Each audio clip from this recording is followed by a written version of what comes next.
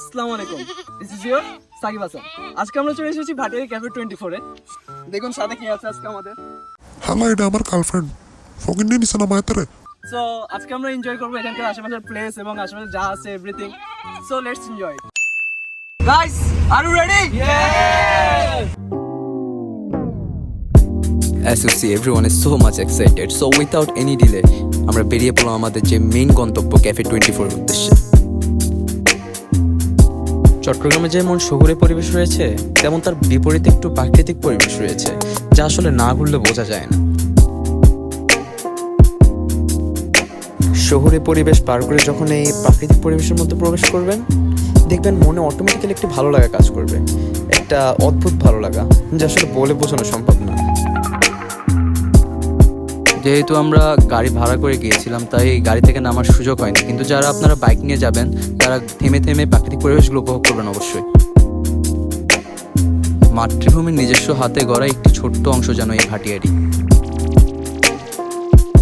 তো at last আমরা নেমে পড়লাম গাড়ি থেকে এবং চলে আসলাম আমাদের মেইন গন্তব্য ক্যাফে 24 এ। সো আর দেরি না করে আমরা ঢুকে পড়লাম আমাদের মেইন যে গন্তব্য ক্যাফে 24 এর park, hill view park and ক্যাফেতে। এখানে ঢোকার প্রবেশ মূল্য ছিল 50 টাকা করে পার পারসন। ছোট বাচ্চাদের খেলার জন্য কিছু ছোটখাটো ব্যবস্থাও করা হয়েছে এখানে। অ্যাকচুয়ালি এখানে যেহেতু আমার প্রথমবার আসা, তাই এখানকার আশেপাশের পরিবেশ এবং সবকিছু আমি খুবই এনজয় করছিলাম এবং everything was so much I pleasing. Manik ভাই, হ্যাঁ, ট্যাঙ্গাটা পাইলে কি করবেন? আমার এক্সের বাসা নিয়ে যাবো। প্রথমে বাসা নিয়ে যাই, এক্সের বাসাটা সব উড়াই দিব।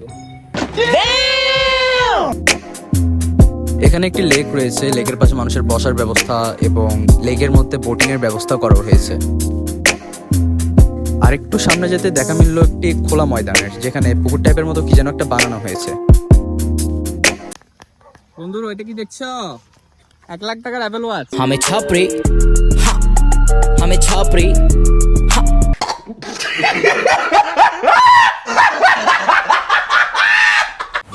এরে তুই সাকিব হাসানের প্রোফাইল ফলো করস না, পেজ ফলো করস না, ইউটিউবে সাবস্ক্রাইব করস না, লাইক করস না, কমেন্ট করস না, তুই তো কিছুই করস না। তুই আসস কিলে আইডিতে? এইলো তোর আজকে ফালাইয়া দিমু। Here I come. Same but different.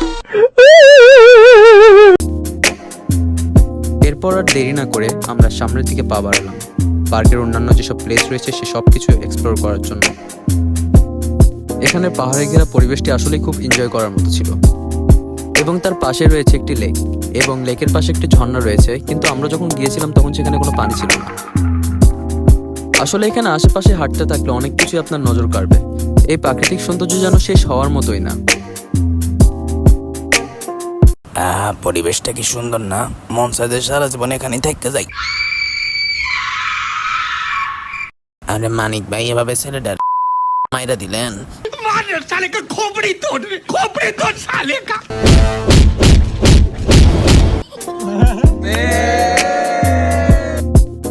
So হাঁটার পথে আমরা কিছু ফলমূলের গাছও দেখতে পেলাম এবং তারপর কিছুক্ষণ আড্ডাও দিলাম।